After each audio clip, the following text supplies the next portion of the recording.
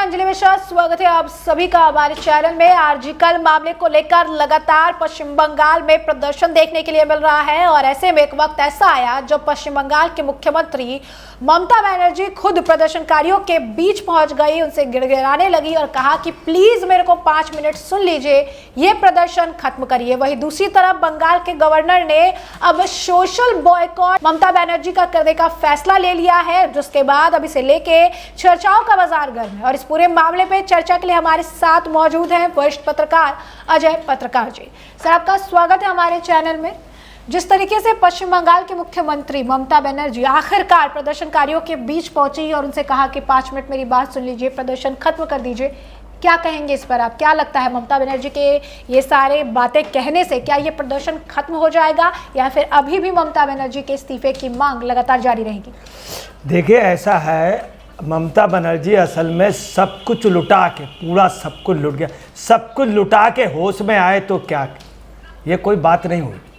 आपको बता रहे हैं, बलात्कार हुआ लड़के के साथ, उसकी नहीं सुनी गई, कमिश्नर को नहीं हटाया, प्रमुख सचिव ने हटाया, स्वास्थ्य मंत्री खुद है, खुद इस्तीफा नहीं दिया। सब तरफ जब इनकी बदनामी है, ये बदनामी झेल नहीं पा रही, तब ये हार करके वहाँ गई। कोई बड़ा काम नहीं, ये पहले भी जा सकते।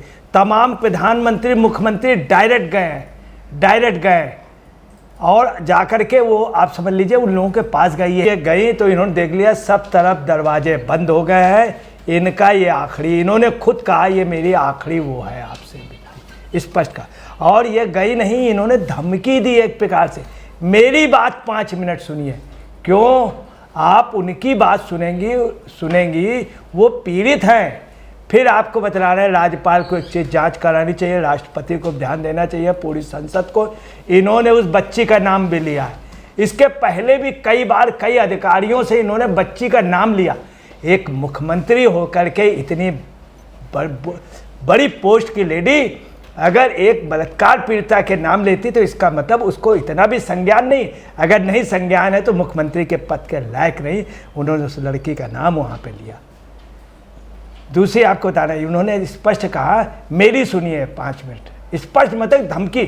मैं इसलिए आई हूँ कि आपकी तारीख है और उस तारीख में आपके ऊपर कार्रवाई ना हो, सुप्रीम कोर्ट आपको आदेश दे चुका है, हम आप पे कार्रवाई नहीं करेंगे। ये भी धमकी देने की हम आप पे कार्रवाई नहीं करें। किस बात की कार्रवाई कर लेंगी? ये कोई फेल थोड़ी कर देंगी, इतनी बड़ी काबिल थोड़ी ना कि फेल कर लेंगी। ये तो एक तानाशाही चला रहे हैं। आपको बता रहे हैं, जब ये गए तो उस समय बाकायदे उन लोगों ने नारेबाजी की शुरू की। फिर क्या कहते हैं, मैं अपनी सुरक्षा कर्मियों से इन सब से के इजाज़त के कोई अवहेलना करके और रिस्क लेके आए। पूरी ये लगातार लगी थी। जब इन्होंने देखा कोई सफलता नहीं मिली, चारों तरफ इनकी इंटेलिजेंस पहले से लग गई थी, कल रात से लगी हुई थी। सब ये हो रहा था, वाचिंग हो रही थी वीडियोग्राफी से, कौन आ रहा, कौन जा रहा, कौन कितनी दूर पे, कहीं किसी के पास कोई असलहा तो नहीं, सब एक एक चीज़ें की चेकिंग हुई। जब इन्होंने देख लिया कि रास्ता क्लियर है, इनके आईपीएस उन्होंने जो इनके साथ तथाकथित डीजीपी गए थे और कमिश्नर साहब, उनको अभी तक हटाया नहीं, कमिश्नर साहब हो गए वो उनको। और इन्होंने कहा क्या है कि वहाँ जा कर के उनकी मांगे नहीं मानी कि 1 मिनट में कमिश्नर को सस्पेंड कर देती या कमिश्नर को ट्रांसफ़र कर देती। ये भी करने के, सस्पेंड भी करने थे। जो सचिव था, स्वास्थ्य सचिव, उसको खुद ये स्वास्थ्य मंत्री, हकीकत में इनका इस्तीफ़ा इनको देना पड़ेगा। बहुत जलालत से ये देखना, ये अपना प्रभाव खो चुकी हैं। देखिए, उन्होंने जिस तरह से कहा है कि आप लोग रात भर बारिश हुई, मुझे रात भर नींद नहीं आई, मैं बहुत तकलीफ़ में थी। तकलीफ़ में आप नहीं थी, तकलीफ़ में ये डॉक्टर थे। तकलीफ़ उस बेटी को मिली है, उसको न्याय दिलाने पे आप नहीं। अगर आपका न्याय होता है तो आप कमिश्नर को, विनीत गोयल को सस्पेंड कर देती। ऑलरेडी सब लोग कह रहे हैं, आपके मंत्री कह रहे हैं, मगर आपने जितना भी वहाँ पे गए, जिस तरह की राजनीति की, और आपने ओपनली धमकी दी है कि मैं कार्रवाई, आप विश्वास कीजिए हम कार्रवाई नहीं करेंगे, हम आपके लिए आए चूँकि आपके खिलाफ़ परसों, ये सिर्फ चूँकि सुप्रीम कोर्ट की गाइडलाइन है कि विश्वास मिले, सिर्फ ये ड्रामाबाजी थी वहाँ बुलाने का, यहाँ बुलाने का। डॉक्टरों की इन्होंने मांगे नहीं मानी और जो उनकी 5 मांगी थी बहुत सिंपल मांगी थी कि दोषियों को दंड हो, कमिश्नर वो किए जाए, सचिव सस्पेंड किया, कोई भी मांग, अगर ये मांग मान लेती, बहुत सिंपल मांग है, और वहाँ चली जाती तो आज इनका स्वागत होता। कुल मिला करके आपको बता रहे, सिर मुड़ाते हुए ही उनके ओले पड़े, और अब जो स्थिति है पूरी बंगाल की जनता उनके खिलाफ है, और जो स्थितियां हैं कुल मिला करके उनके लिए ठीक नहीं है। सर, पश्चिम बंगाल के जो गवर्नर है उन्होंने बड़ा बयान दिया है। उन्होंने कहा है कि ममता बनर्जी का वो सोशल बॉयकॉट करेंगे, कोई भी मंच जो है उनके साथ साझा नहीं करेंगे। लोगों में जो उनके खिलाफ गुस्सा देखने के लिए मिल रहा है, उसके बाद ही उन्होंने बड़ा स्टेप लिया है। किस तरीके से गवर्नर के इस बयान का असर आप देख रहे हैं? देखिए, गवर्नर देख रहे हैं कि वहाँ संविधान का पालन नहीं हो रहा, वो लेडी जो बलात्कारियों को प्रश्रय दे रही, बचा रही है, तो गवर्नर के सामने भी एक समस्या, क्या ऐसे लोगों के साथ मन साझा किया जाए। यही गवर्नर साहब ही नहीं, मैं आपको तो जवाहर सरकार नहीं कर रहे हैं, उनके कई मंत्री नहीं कर रहे हैं, इवन महुआ मित्रा तक नहीं कर रही है इनके साथ मन साझा। उन्होंने ये भी कहा कि मैंने मुख्यमंत्री को बाकायदे लेटर लिखा था कि जो पुलिस कमिश्नर हैं विनीत गोयल, इनको सस्पेंड करने का, इनके ऊपर कार्रवाई करने का, और भी कुछ अधिकारियों को बोला था, परंतु इन्होंने सुना नहीं।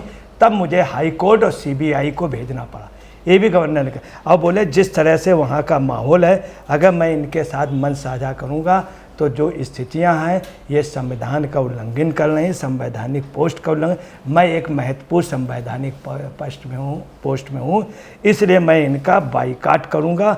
और चूँकि ये प्रावधानों का लगातार उल्लंघन कर रहे हैं और ये जनता के हित में काम न करके जनता के खिलाफ काम कर रहे हैं, तो बेहतर यही है कि मैं इनसे के साथ मंच में साझा नहीं करूँ। उन्होंने ये भी कहा कि मैं बंगाल की जनता के प्रति पूर्णतः प्रतिबद्ध हूँ। मैंने आरजी कर घटना की पीड़िता के माता पिता और न्याय के लिए प्रदर्शन कर रहे लोगों के प्रति अपनी प्रतिबद्धता दोहराई है। गवर्नर ने श्री बोस ने यह भी कहा कि मेरे आकलन में सरकार अपने कर्तव्यों का पालन करने में विफल रही है। बोस ने एक वीडियो बयान में कहा कि बंगाल समाज के साथ एकजुटता दिखाते हुए मैं संकल्प लेता हूं कि मैं मुख्यमंत्री का सामाजिक बहिष्कार करूंगा। सामाजिक बहिष्कार का मतलब है कि मैं मुख्यमंत्री के साथ कोई सार्वजनिक मंच साझा नहीं करूंगा और न ही किसी ऐसे सार्वजनिक कार्यक्रम में भाग लूँगा जिसमें मुख्यमंत्री शामिल हों। मतलब आप समझ लीजिए उनकी साफ पीड़ा झलक रही है। वो देख रहे हैं कि आम जनता की क्या पोजीशन, रो रही है, त्राय त्राय कर रही है।